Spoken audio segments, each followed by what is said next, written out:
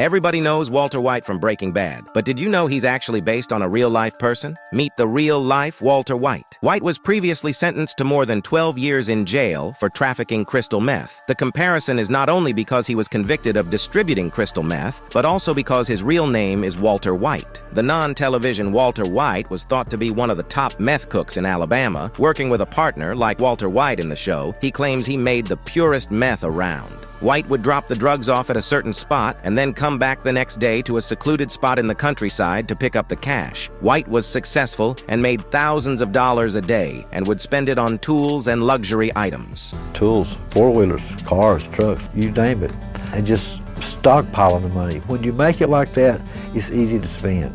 It's just a different lifestyle. He became addicted to meth, but when he tried to leave the business of selling it, his suppliers threatened him. White's wife divorced him as he began to lose touch with his family. His oldest son describes feeling him drift away from the family because of the time he spent in the lab. He started to become someone different, and that's when we really started growing apart. It just wasn't Dad anymore. As in the show, his lawyer advised him to stop cooking meth because the authorities were investigating his activity in 2008. His partner Sammy, the real-life Jesse Pinkman, continued to work and was arrested by the police several times. White later went back into making drugs in another county until he was finally arrested. White has since been sent to and graduated from a court-ordered long-term faith-based recovery program in Alabama. White's family and his friends say he's a success story and has left the life of making and selling illegal drugs. In 2012, White broke his probation in Tuscaloosa County, failed to appear in court, and was placed on the sheriff's most wanted list. He was eventually apprehended and detained, with a $2 million bond imposed on his release. He was placed at the top of the state's most wanted list and faced criminal prosecution. He was instructed back in 2013 that he must spend 9 years in jail for possession of meth with the intent to distribute, and a further 3.5 years on firearms charges. The judge referred to the sheer quantity of meth that White was guilty of as extraordinary, since he was thought to have been responsible for approximately 32.5 pounds of crystal meth.